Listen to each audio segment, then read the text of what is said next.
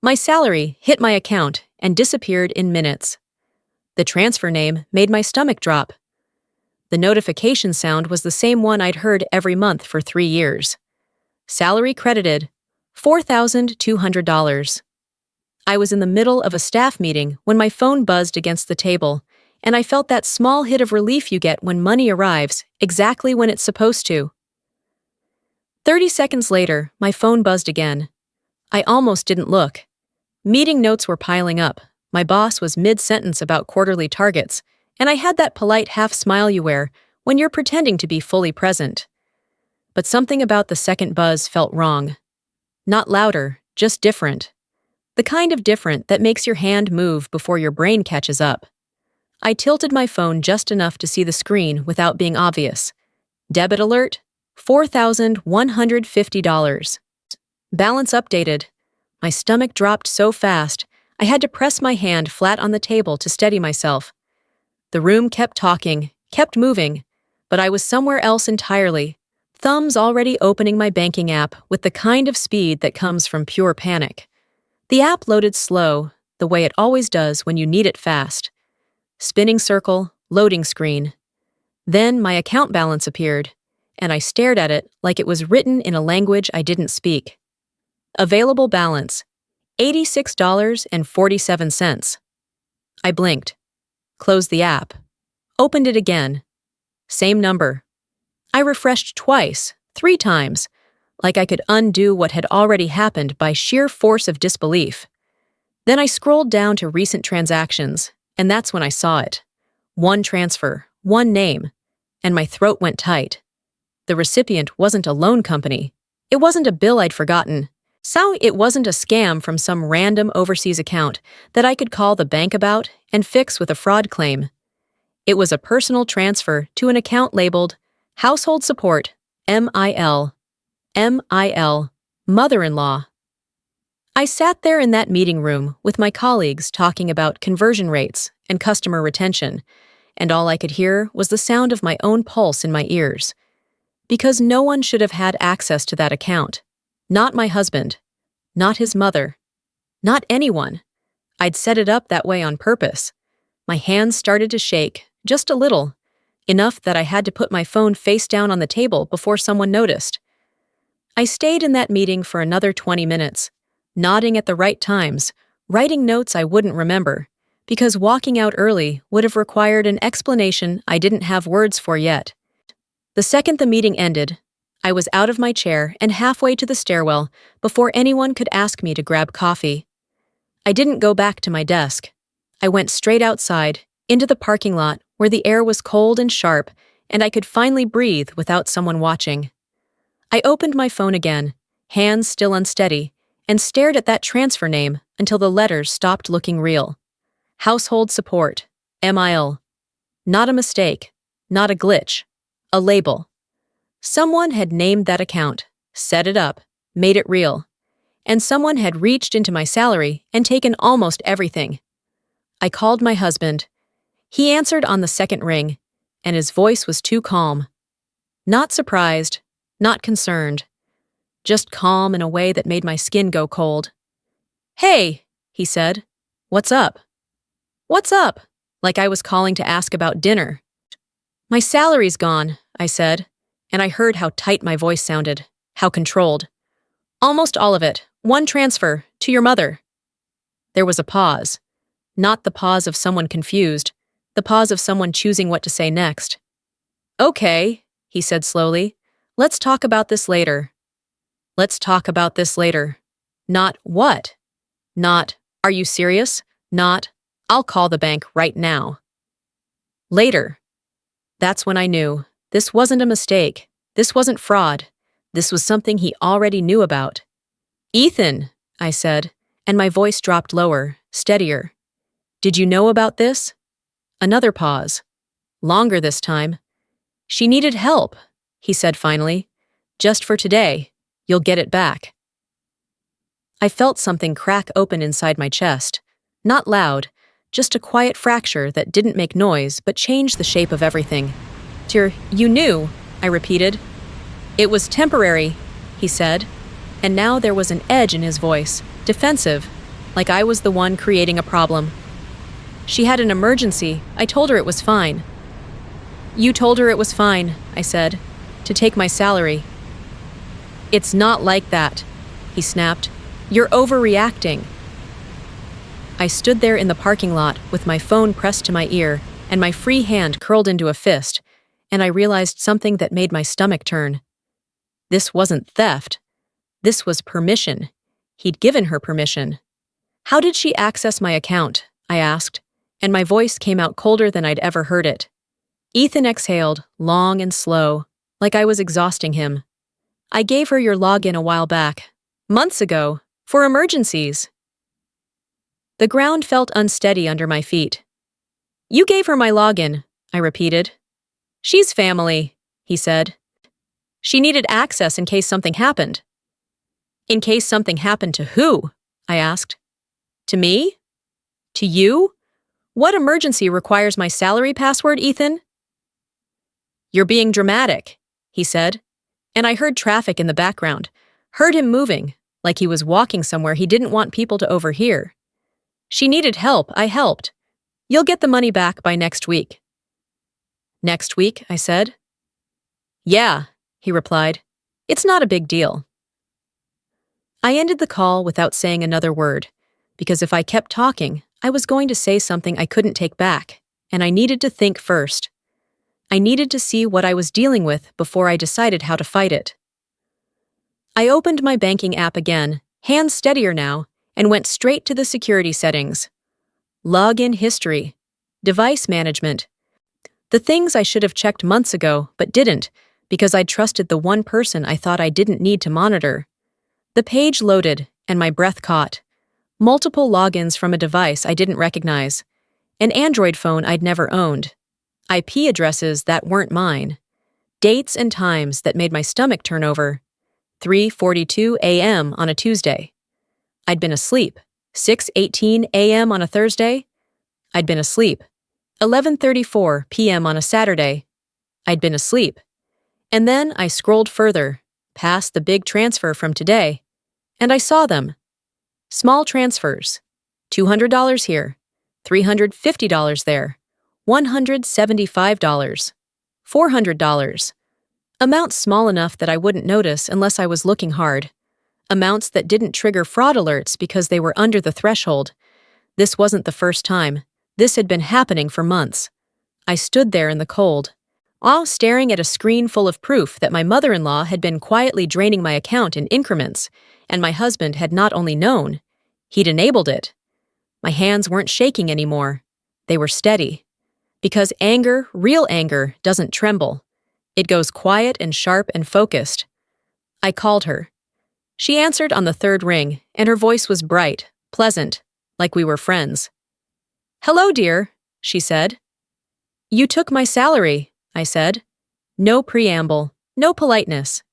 There was a pause, and then she laughed, not nervous, not guilty, just amused. I didn't take anything, she said. Ethan gave me access. Family money belongs to family. Family money. My jaw went tight. It's my salary, I said, from my job, that I work. And we appreciate it, she replied smoothly. You've been very generous. Generous, like I'd offered. I never gave you permission, I said. You didn't have to, she said, and her tone shifted, less sweet now, more certain. Ethan's my son. What's yours is his. That's how marriage works. I felt my pulse spike, but I kept my voice level. I want the money back. Of course, she said, when I can. But frankly, dear, you owed me. The word owed hit like a slap. Owed you, I repeated. Yes, she said, and I heard papers rustling in the background like she was checking a list. The groceries I bought when you two visited last month. The repair bill for the fence Ethan said you'd split. The birthday gift for your niece. I've been keeping track. My mouth went dry. I never agreed to any of that. You didn't refuse it either, she said. And Ethan assured me you were fine with contributing. So I've just been taking what was owed. Today's transfer was a bit larger, yes. But I had expenses. I closed my eyes and tried to steady my breathing. Does Ethan know you've been doing this? Of course, she said, like it was the most natural thing in the world. He's the one who suggested I just handle it myself, instead of asking every time. He said you'd understand. I ended the call before I said something I'd regret, before I let her hear the crack in my voice that would tell her she'd gotten to me. I stood there for a long time, phone in hand, staring at nothing, while my brain tried to process what I'd just confirmed. My husband had given his mother access to my salary account. She'd been taking money for months. He knew, he agreed, and neither of them thought they needed my permission. I called Ethan back. This time, he sounded annoyed. I'm working, he said. Can this wait? No, I said. Did you tell your mother she could take money whenever she wanted? He sighed. I told her she could manage things if we owed her. It's easier than asking you every time and dealing with... He stopped. Dealing with what? I asked. You get weird about money, he said. You make everything complicated.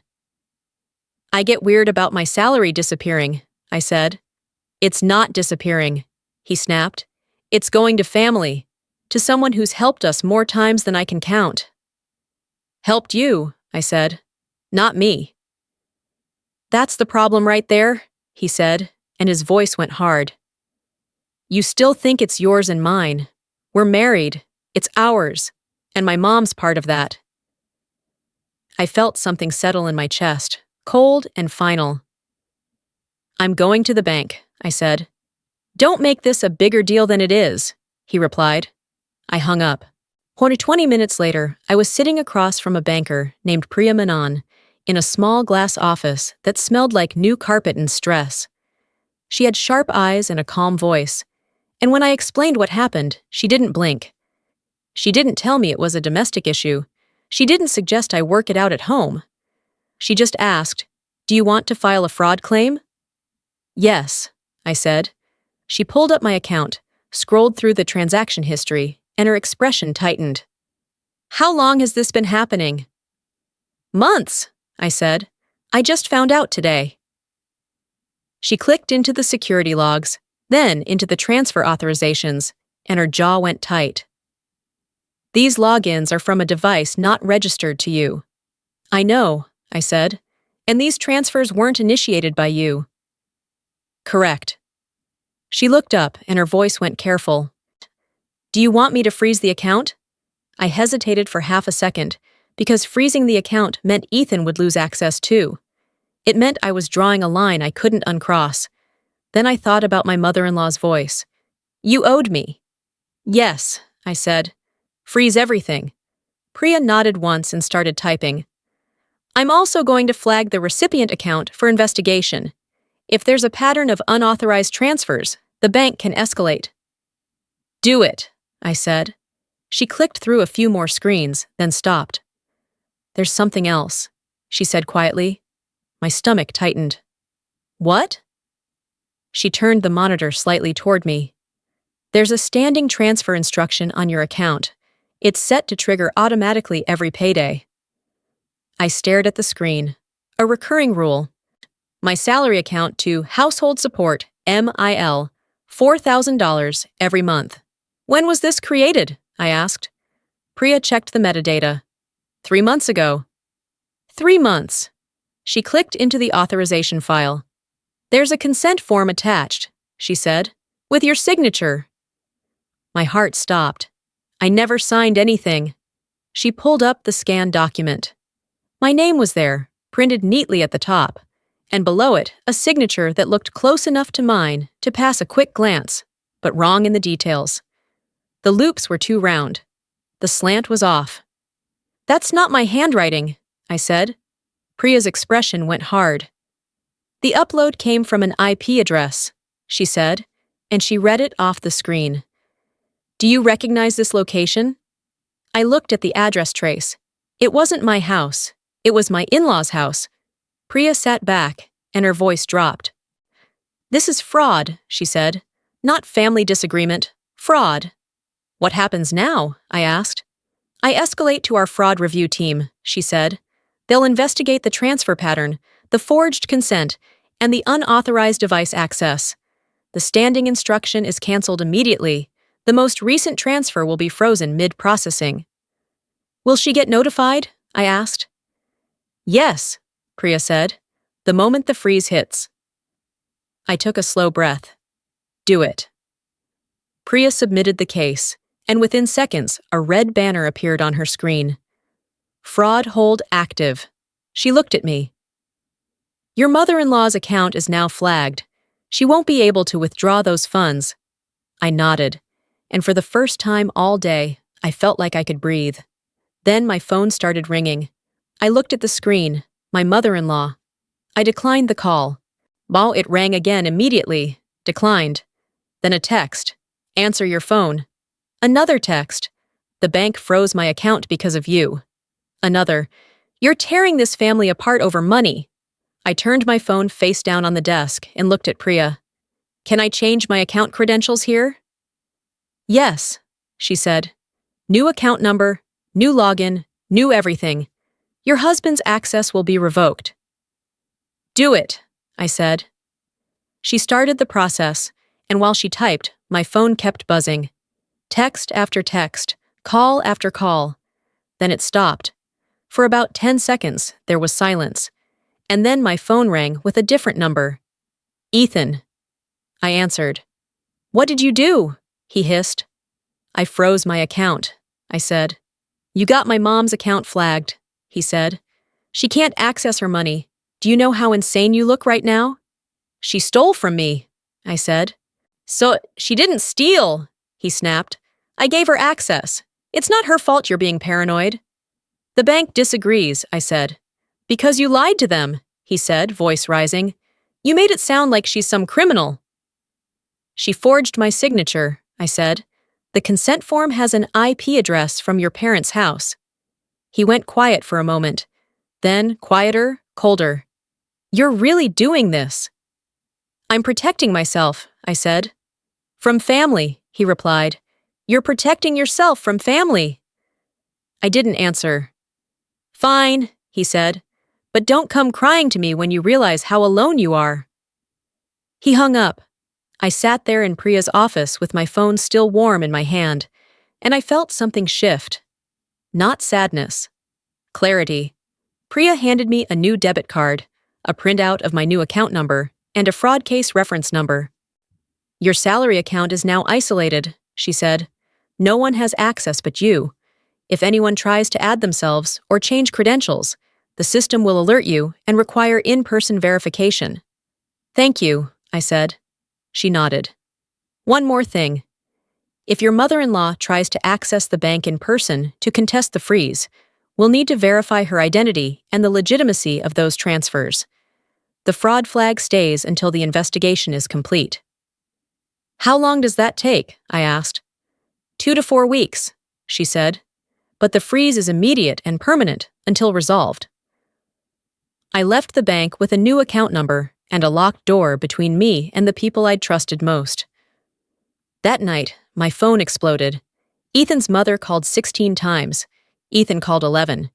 His father called twice, voice tight and formal, telling me I was creating unnecessary drama. Then the texts started. From Ethan's sister, from his aunt, from cousins I barely knew.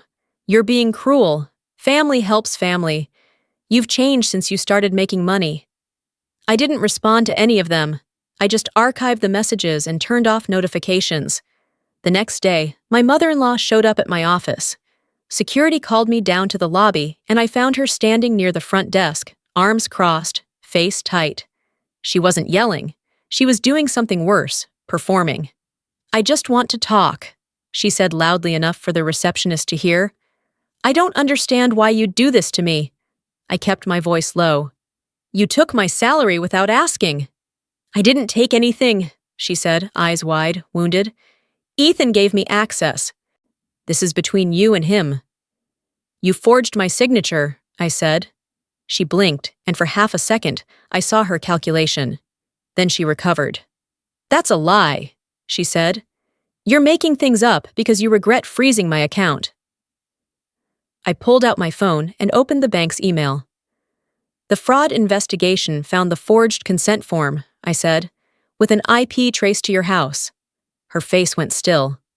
Leave, I said, or I'll have security remove you. She stared at me for a long moment, and I watched her decide whether to escalate or retreat. She chose retreat, but not without one last attempt. You've ruined this family, she said quietly, just for me. Ethan will never forgive you. She turned and walked out. I went back upstairs, hands steady, and got back to work. That weekend, Ethan showed up at my apartment. I'd been staying there instead of the house we shared because I couldn't stand the idea of sleeping next to someone who'd handed over my financial security like it was a favor to his mother. He didn't knock. He still had a key. He walked in while I was making coffee, and I turned to find him standing in my kitchen, arms crossed. We need to talk, he said. Okay, I said. You've embarrassed me, he said. My whole family thinks you've lost it. My mom's account is still frozen. She can't pay her bills. She can pay her bills, I said. Just not with my salary. His jaw tightened. You used to be reasonable. I used to not know you were stealing from me, I said. I wasn't stealing, he snapped. I was managing. You don't understand how much my mom's done for us. For you, I said. Not us. You. He stared at me, and I saw something flicker behind his eyes. Not guilt, resentment. Money changed you, he said quietly. And that's when I realized. He didn't see me as a partner. He saw me as a resource, one that was supposed to flow toward his family without resistance, without question, because that's what good wives did. I set my coffee down. I'm opening a new salary account, I said. My name only, new bank. You won't have access. His face went red. You can't do that. I already did, I said. This is marriage, he hissed. You don't just lock me out. You locked me out the day you gave her my password, I said. He stepped closer and his voice dropped. If you do this, we're done. I looked at him, really looked, and I saw the truth. We were already done. Okay, I said. He blinked. What? Okay, I repeated. We're done. He stared at me like I'd spoken a language he didn't understand. You're serious? Yes. He shook his head, grabbed his keys, and walked out. He didn't slam the door. He closed it quietly, like he wanted me to know he was taking the high road. I stood there in my kitchen, alone, and I felt lighter. The following Monday, my new salary hit my new account, $4,200. Untouched. No alerts. No transfers. No one waiting to skim off the top. I checked my old account out of curiosity. The standing instruction had tried to trigger. It failed. An error message appeared. Recipient account restricted. My mother-in-law's phone must have lit up with alerts, because within an hour, I had 12 missed calls. I didn't answer any of them. Instead, I got a call from Priya at the bank. Ms. Devlin, she said. Sia, I wanted to update you on the fraud case. Go ahead, I said. Your mother-in-law attempted to access the bank in person this morning, she said. She tried to withdraw the frozen funds. When she was turned away, she became confrontational. Confrontational how? I asked. She claimed you fabricated the fraud claim, Priya said. She demanded to speak to a manager. When the manager reviewed the case file and saw the forged signature and IP evidence, she was informed that the account would remain frozen pending investigation. I exhaled slowly. What happens next? The investigation is complete, Priya said. We've confirmed unauthorized access, forged documentation, and financial exploitation. The funds will be returned to you. Her account will remain restricted, and we've filed a report with our fraud prevention team. If she tries this at another institution, she'll be flagged. Thank you, I said. There's one more thing, Priya added. Your ex-husband tried to call us on your behalf. He claimed he was authorized to discuss your accounts. He's not, I said. We know, she replied. We told him that. He was not happy. I almost smiled. I'm sure. Stay safe, Priya said. And if you need anything else, call us directly. I hung up and stared at my phone. For the first time in months, I felt like my life was mine again.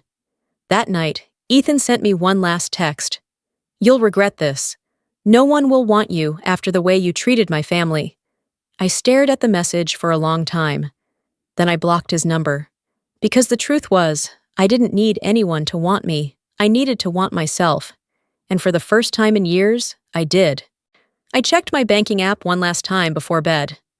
My salary sat there, whole and untouched. My account showed my name only. The notifications were quiet. No unexpected debits. No unauthorized logins. No one reaching in to take what I'd earned. Just me. My money. My choices. I thought about the moment in Priya's office when she'd asked if I wanted to freeze everything, and I'd said yes without hesitation. That yes had cost me a marriage, a family-in-law, and the illusion of stability. But it had given me something better. It gave me back control. I turned off my phone, climbed into bed, and slept better than I had in months. Because sometimes the system doesn't protect you. Not until you decide you're worth protecting. And then you make it protect you. You build the walls, you set the passwords. You freeze the access, and you don't apologize for it. You stop waiting for someone else to see your value. You assign it yourself. And you never, ever let anyone convince you that your boundaries are cruelty. They're not. They're survival. And survival, I learned, doesn't need permission. It just needs a password no one else knows.